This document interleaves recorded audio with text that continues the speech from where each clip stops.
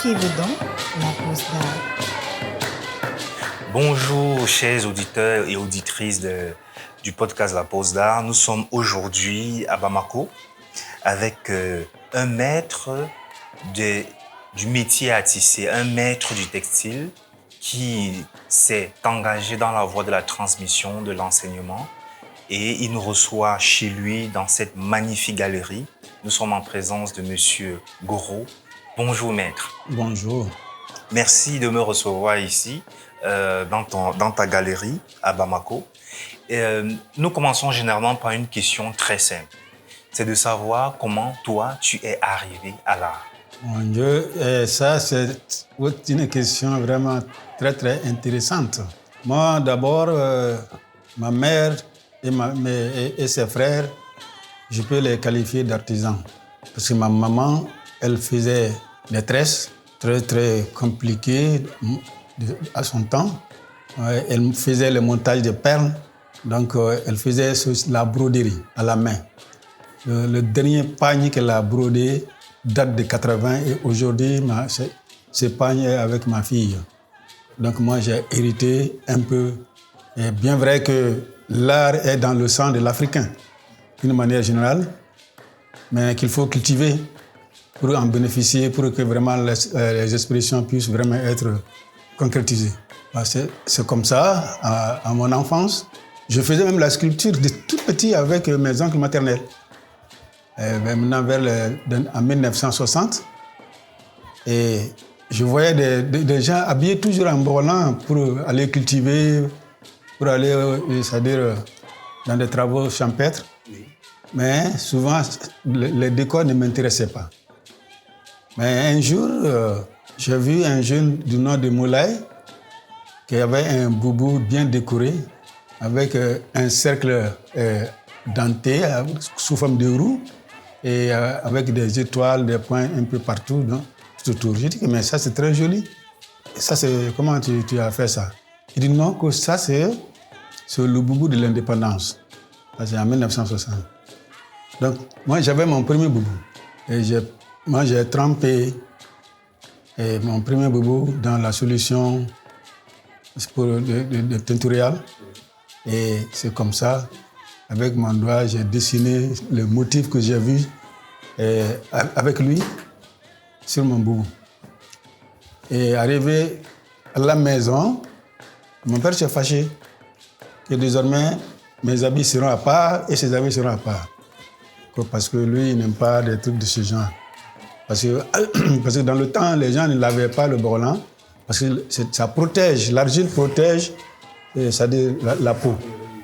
Ça protège la peau, donc les gens ne lavaient pas ça. Donc c'est pourquoi lui, il ne voulait pas que moi je mélange avec ses habits.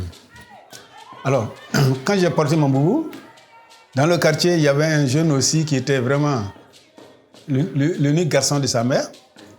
Alors, il a aimé, lui aussi, il m'a donné son boubou à faire. Et voilà comment est né mon succès dans la pratique du brelan. J'ai fait tout mon temps, le premier cycle de la première année jusqu'en 5e année dans mon village natal d'Inangourou, c'est-à-dire dans la plaine. Nous sommes à la frontière du Burkina, à 45 km du Burkina.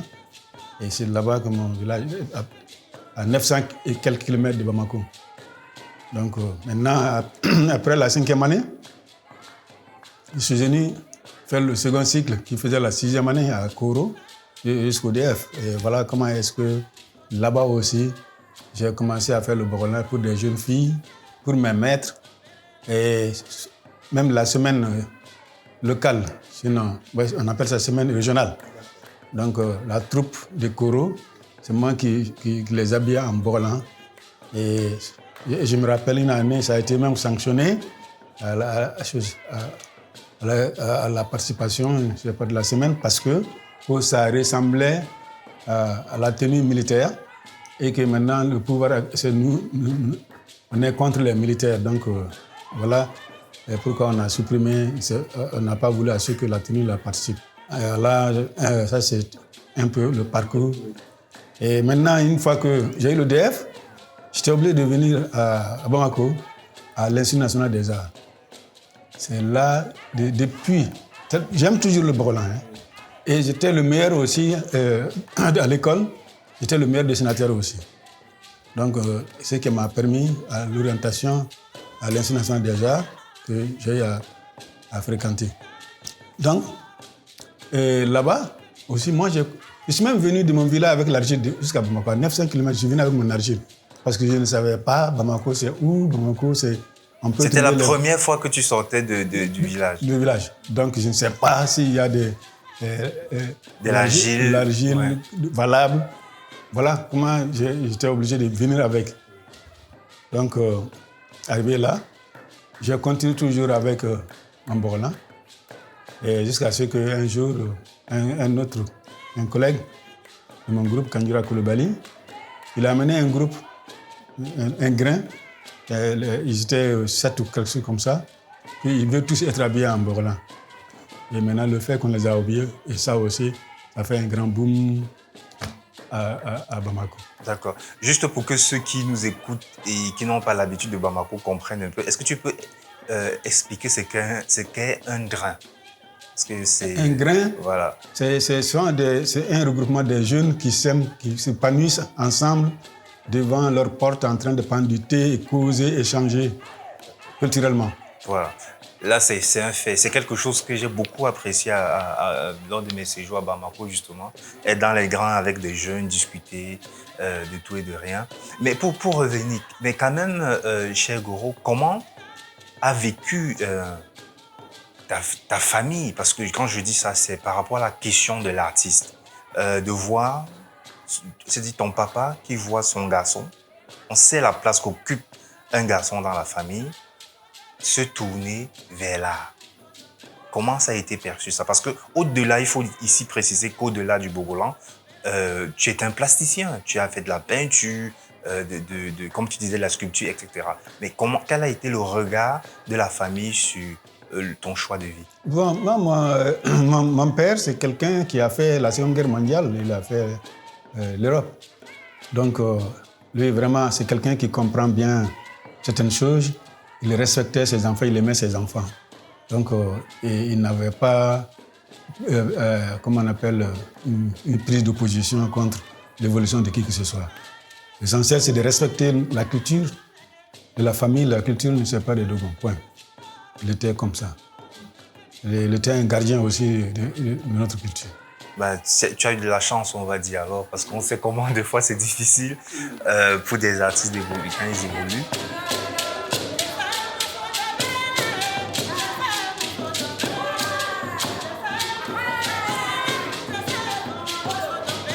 La pause d'art. Je voudrais peut-être que tu nous parles un peu plus du Bogolan, parce que c'est un peu l'objet de notre entretien d'aujourd'hui. C'est quoi l'histoire qu'il y a derrière le Bogolan? Mais déjà, la première question, est-ce que le Bogolan, c'est le seul tissu artisanal malien? Bon, il faut parler d'abord maintenant du Bogolan, ensuite parler du tissu. Parce que quand on parle de tissu, c'est un peu vague. Donc, le Bogolan, c'est une technique traditionnelle que le Mali a héritée au niveau de ses plusieurs foyers. C'est-à-dire les plusieurs foyers, c'était un grand foyer qui s'est éclaté, le foyer du Manding qui s'est éclaté, qui a donné la société Sénoufo, la société Dogon, la société Mianka, la société Bourg, la société Bamana, ainsi de suite, à travers le Mali. Et ce sont ces mêmes populations qui pratiquaient le Bogolan au Mali. Et c'est que nous avons hérité. Mais son origine, tout le monde a des versions. D'autres disent les chasseurs, d'autres disent les femmes, d'autres disent ainsi de suite. Mais ce que moi j'ai amené de Dinangourou, mon village, et la technique de l'argile, c'est-à-dire le contraste noir que le tissu imprègne, que cette technique vient de l'Égypte. Et ils sont venus de l'Égypte. Parce qu'il y a une grande partie d'une famille qui s'est fâchée contre ses voisines et qui est sortie comme ça pour dire qu'ils vont repartir là où ils ont quitté. Et actuellement, ils se retrouvent au Soudan. Ils sont là-bas. Donc, techniquement, c'est-à-dire la technique du Bogolan a existé depuis des années. qu'on ne peut pas préciser le moment. Mais tout ce que je sais, le peuple manding, c'est-à-dire les différents foyers que je viens de vous citer, pratiquaient et le Bogolan. Ces Bogolan aussi, il y a plusieurs styles. Il y a dans le manding, par exemple, les enfants, les garçons surtout, si on faisait l'initiation, la circoncision en groupe. Et il y avait des malfaiteurs. Donc il y a, pour les protéger, donc il y avait des signes qui protègent les enfants. On met ça sur le Bogolan et ils étaient habillés en ça. Maintenant, dans certaines sociétés comme les Sénoufos, leur décoration aussi, leur décor, leurs motifs étaient différents des motifs du Mandé. Et c'était réservé uniquement pour les fêtes. C'est lors des fêtes que les gens ils s'habillent avec leur Bogolan. Et maintenant, quand tu viens aussi en Corse, les Mianka, c'est la même chose, chez les Bobos aussi, c'est la même chose. Maintenant, chez les Bambara, c'est les femmes à 90%, sinon à 95%, ce sont les femmes qui pratiquaient ça pour faire les trousseaux de mariage. Et les trousseaux de mariage, chaque pagne aussi avait son thème d'éducation, c'est-à-dire c'est éducationnel. C'est-à-dire quand tu regardes un pagne et tout de suite tu sauras ce que ça veut dire. Et c'est comme les œuvres d'art, donc ça parle. Donc c'est les Dogons, c'est les femmes en couche qui utilisaient ça. Les chasseurs, pour se confondre à la nature, utilisaient ça. Voilà un peu, grosso modo, l'utilisation du Bogolan au Mali. Si je comprends bien, il y a une différence entre le Bogolan et le textile. Le Bogolan, c'est une technique qui peut aboutir au textile, ou pas? Le tissu, c'est le tissage, tout simplement. Avec les fibres. Il y a plusieurs sortes de fibres. Il y a les fibres de coton, fibres de daim, fibres de chanvre indien, ainsi de suite. Donc ça, c'est le fait de faire les fils et puis de faire le tissage, ce qu'on appelle le tissu.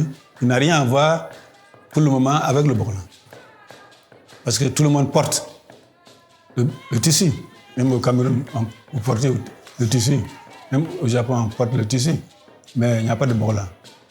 Le Bogolan, c'est une technique d'impression. C'est-à-dire que le Mali a, au milieu d'année, le Mali a. Qu'est-ce que ça veut dire? Le tissu tissé à partir de ces fibres qu'on trempe dans l'infusion des feuilles d'arbre et ces tissus sont trempés dans l'infusion. Est-ce que tu peux nous décrire cette technique-là, celle que tu utilises ou que tu pratiques du moins? Pour faire le Bogolan, il faut connaître les plantes qui donnent plusieurs couleurs.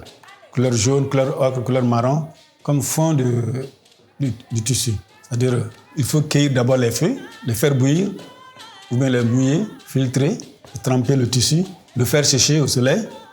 C'est à partir de ça qu'on fait le dessin voulu avec de l'argile qu'on prend dans la mare, qui contient l'oxyde qui est riche en oxyde de fer. Si ce n'est pas riche, ça ne donne pas. Ça donne maintenant, une fois que l'argile est séchée sur le tissu, quand tu essaies d'enlever la poussière, le contraste noir, il ressort. Ces plantes-là, quelles sont les plantes qu'on utilise? C'est-à-dire, ce sont des noms bambara que je peux vous dire. Il y a le ngalama, le tchangara, le mpegu, le wolo. Ce sont ces feuilles qu'on utilise et les écorces aussi en même temps.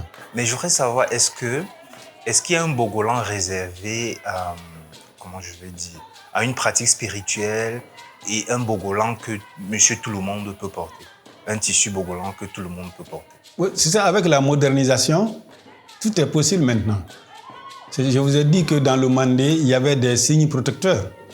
Ces signes protecteurs qu'on utilisait pour sauver les enfants circoncis, entre les chasseurs eux-mêmes, c'est-à-dire se contre-attaquer. Est-ce que pour ces signes-là, on utilisait des plantes spéciales ou bien ce n'était que le signe qui conférait la force spirituelle ou protectrice au tissu? Tout le monde sait en Afrique que les plantes ont des secrets, comment vous appelez, les mystiques. Parce que, c'est-à-dire, avec ces plantes, on peut se sauver. Avec des plantes, on peut être invulnérable. Avec des plantes, on peut être invisible. Donc, on ne pourra pas connaître totalement, c'est-à-dire la capacité de la plante. Parce que, c'est-à-dire, même les chasseurs entre eux, c'est-à-dire, pour être chef, il y a ce concours. Donc, c'est à partir de plusieurs démonstrations de connaissances occultes qu'on nomme, lui, il est le supérieur. Donc, on le prend comme chef. Donc, tout ça, c'est à partir des plantes et des animaux qu'on apprend. Il faut aborder le Bogolan au-delà du textile ou du tissu final qu'on voit. Il y a quand même il peut avoir une spiritualité derrière, des rituels, etc. Et Bogolan, c'est-à-dire, tu sais, le mot Bogolan, c'est un nom bamana. Même en Dogon, on dit Bogo. C'est-à-dire, c'est presque parce que ça, on en fait la même société de Manding. Bogo, qui veut dire la terre, langue à partir de la terre. Donc, ça veut dire quoi? Ça veut dire que la terre, là, tout provient de la terre, tout finit par la terre. Même à la naissance, si ce n'est pas maintenant à la naissance du nouveau-né, au lieu de le laver avec de l'eau, il y avait une argile spéciale pour couvrir l'enfant avec cette argile, disons. Donc, une fois que séché sensiblement, on le lavait. C'était le secret de la protection. Pour revenir, par exemple, au motif, parce que j'ai bien compris que, généralement, les motifs ont aussi, c'est peut-être une forme de communication. Est-ce que ces motifs, dans le temps, étaient utilisés aussi pour, pour distinguer les membres d'une société, pour montrer la hiérarchisation entre des personnes? Par exemple, au nord du Cameroun, il y a ce qu'on appelle les scarifications. Et selon ton ethnie, il y a en fait, on peut lire à quelle ethnie tu appartiens juste en regardant les scarifications. Ouais, le tatouage. C'est ça. Ouais, et c'est-à-dire, au niveau dans le système du Bogolan, on reconnaît facilement les motifs des différents pays. Maintenant, les significations des motifs, disons, l'utilisation des motifs dans le temps ancien, avant même le Bogolan, ce sont des idéogrammes. C'est-à-dire comme les hiéroglyphes en Égypte. C'est leur système de faire des lettres. Au Mali, on prend quelques motifs, on envoie au Cameroun. Le roi du Cameroun regarde le motif, il connaît ce que ça veut dire. Lui aussi, il répond par le motif. Donc, les gens, les rois, les hommes secrets échangeaient leurs connaissances comme ça. Mais aujourd'hui, est-ce que toi, tu as l'impression que ce sont des pratiques que les gens continuent à utiliser ou à sauvegarder ces idéogrammes-là? Qu'est-ce que ça veut dire, etc. Est-ce que les gens connaissent Oui, c'est une belle question. Et vous savez, l'Afrique a été un peu, je ne sais pas, je ne sais pas si vous avez connu ces Français qui étaient vers chez vous là-bas. Là. Qui disait que l'Afrique est mal partie. Et ça veut dire quoi? Beaucoup de nos secrets sont partis au profit de l'islam et de la religion chrétienne. On a beaucoup abandonné. Alors, maintenant, des gens comme nous qui ont reçu l'éducation traditionnelle et en même temps l'éducation occidentale, on arrive à faire la déduction que ces gens-là nous ont fait, ils veulent nous noyer carrément. Donc vraiment, il faut qu'on revienne en arrière, il faut sauver le peu possible. Alors c'est comme ça, actuellement, les jeunes artistes utilisent ces signes-là pour leurs œuvres plastiques, dans leurs œuvres plastiques. Mais avez-vous le sentiment qu'ils comprennent? C'est-à-dire, quand je dis vous, c'est vous, les maîtres du Bogolan. Est-ce que vous avez l'impression qu'ils comprennent ces signes-là? Est-ce que ce n'est pas juste une utilisation esthétique? Est-ce qu'il y a un vrai discours, une conscience derrière? Les gens commencent à comprendre petit à petit. Surtout la génération commence à comprendre parce que le Bogolan est enseigné à l'école d'art. L'école secondaire, qui est l'Institut national des arts, le Bogolan est enseigné là-bas. L'école supérieure, qui est encore en haut, au conservatoire. Et là aussi, on enseigne le Bogolan. Donc c'est pour réveiller C'est une renaissance culturelle.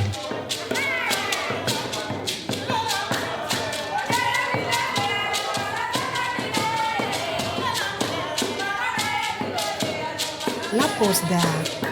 Quand toi tu regardes ce qui est produit comme Bogolan, j'ai le sentiment, je parle de mon Cameroun lointain, que la génération à laquelle j'appartiens s'intéresse beaucoup plus aux signes, mais peut-être moins à la technique et aux tissus, les tissus qu'on utilisait à l'époque. Maintenant, c'est plus des imprimés industriels des fois qu'ils utilisent. Toi, quel regard tu poses sur ce genre de... Et vous savez, ça se comprend très bien, parce que maintenant, on veut la facilité, des choses très simples, et encore quelque chose qui sont moins chères. En matière d'achat ou de vente, un produit artisanal coûte 7 fois un produit industriel. Donc les gens préfèrent payer les produits industriels que les produits, artisanaux. Ensuite, vous savez, ce n'est pas seulement dans le domaine du Bogolan ou bien, du tissu en Afrique. C'est-à-dire, ça fait combien d'années? On a dans 60 années dans le trou. On ne fait que reculer, on est parti dans l'école occidentale qui a fait abandonner la culture africaine. Et c'est ce qui a fait qu'il y a eu beaucoup de choses, c'est-à-dire que nous avons calqué sur eux. Et même en vous voyant, vous êtes habillé en Occident, culturellement. Ma chérie aussi, c'est la même chose. Et étant donné que nous avons notre manière vestimentaire, quand je vois un Bamara avec sa tenue, je sais que lui, il est Bamana. Quand je vois un Dogon avec sa tenue, je sais qu'il est Dogon. Quand je vois un Camerounais, dans le temps, quand il passe, lui, il est Camerounais. Par exemple, moi, j'ai été en 2017, voilà, la ville madrilène, des choses espagnoles. Les plus anciens habits camerounais, ghanéens se trouvent là-bas. J'ai les images, hein. Donc, ça dit, on sent carrément la différence. C'est le plus ancien musée du monde, hein. C'est-à-dire, tu sais, moi, j'ai fait 2 semaines là-bas. J'ai vu un noir, une seule dame noire, sans que tout le monde est blanc là-bas. Et ils sont trop fermés, donc ils ne sont pas ouverts. Moi, c'est une dame qui a poussé à ce que j'aille faire une exposition de Bogolan là-bas. Et j'ai compris que c'était pour voir si on peut trouver des échantillons pour ajouter à leur collection. C'est ça. À suivre donc la pose d'art. Merci à vous d'être si nombreux à nous écouter. Nous vous donnons rendez-vous la semaine prochaine pour aller à la découverte d'une histoire intimement liée à l'art. La pose d'art est une idée d'Yvon Gassam. Voix off, Solange Nembe. Musique, Toumo. Mixage, Ralin Gangmo. Réalisation, Yvon Gassam. La pose d'art est un podcast produit par African Entertainment avec le soutien du laboratoire de théâtre de Yaoundé, Otni et de Satek Records.